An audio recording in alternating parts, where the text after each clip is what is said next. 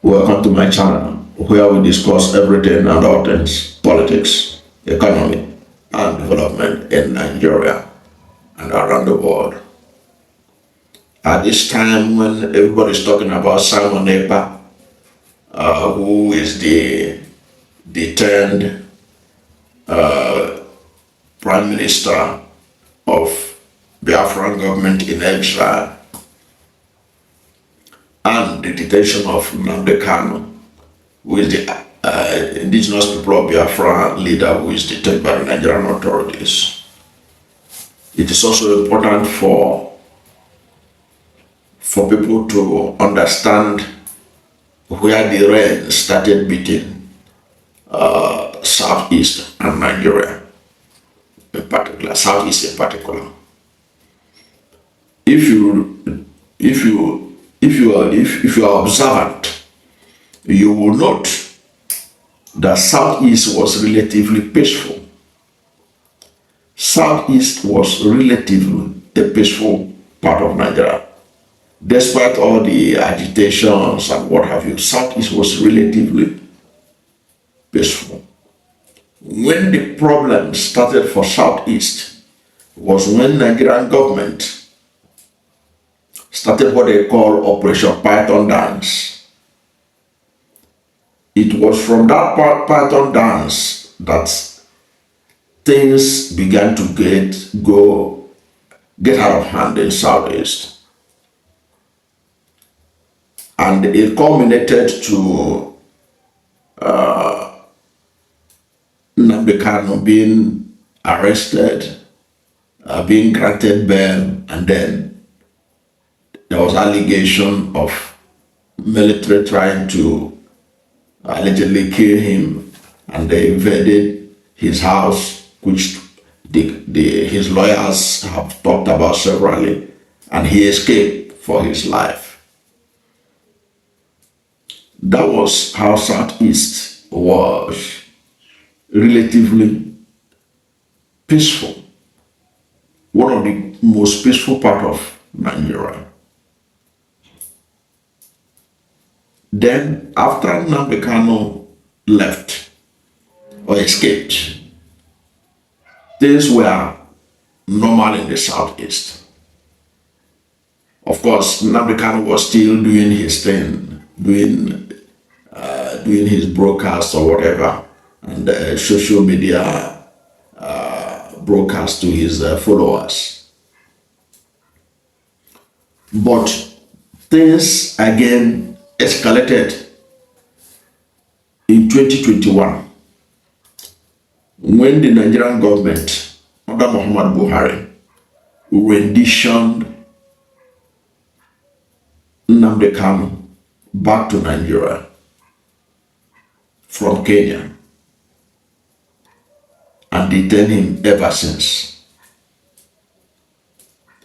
All the political effort made for Nnamdi Kanu to be freed were rebuffed by Muhammadu Buhari administration.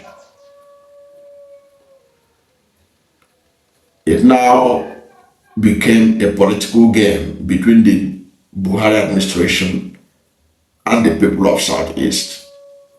I know several Southeast leaders, including Ohadeze, that paid visit to Muhammadu Buhari to reason with him. But he couldn't reason with them. He said the court will determine. But when the court granted Nnamdi Kanu freedom, before he would step out of the court, they will slam another charge on him. But that is not even the key issue. The key issue is that right now everybody is talking about sit at home. How this has affected the economy of people of Southeast. But there was no sit at home every Monday when Nnamdi Kanu was not renditioned back to Nigeria. It was that renditioning that some of his supporters saw it now as a way to push back against what they perceive to be unfair detention of their leader. It was that rendition. If there was no renditioning of Nnamdi Kanu back to Nigeria, Southeast will not be having sit at home every Monday. Southeast will not be losing billions of naira every Monday. So if really we're a country that people are held accountable, President Muhammadu Buhari ought to be held accountable. Why did I say so? Because that renditioning is what led to the pushback that we are seeing in the Southeast. All this sit at home, all this. If you look at, go and check violence in the Southeast. It was very, very minimal before Nnamdi Kanu was renditioned back to Nigeria. It was after he was renditioned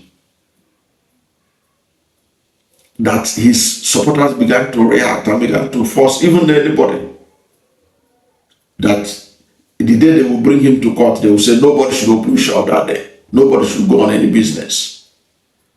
It moved from having sit at home anytime Nnamdi Kanu was brought to court to now making Monday, every Monday, a sit at home until he is released.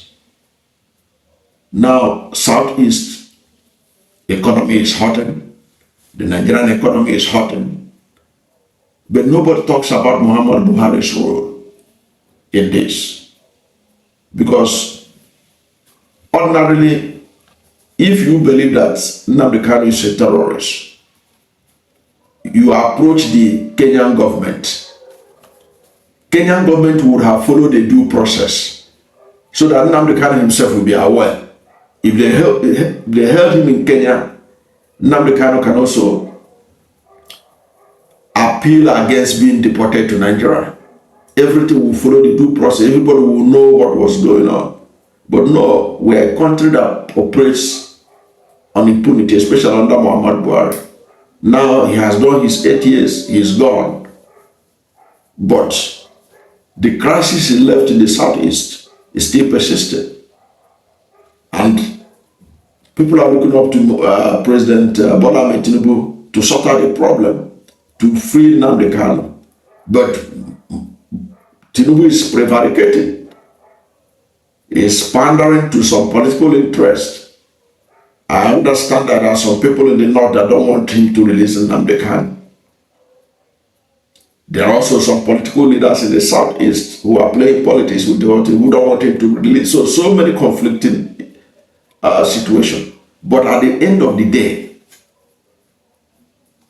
the main actor that ought to be held accountable for what is happening in the southeast, or for whatever instability in the southeast today, is Muhammadu Buhari. He was the one that carried out what the United Nations Human Rights Council said was a violation of international law, renditioning Nnamdi Kanu back to Nigeria. It was that singular act that led to Nnamdi Kanu supporters imposing sit at home in the southeast. And everybody's complaining about how much Southeast loses every Monday because of that action.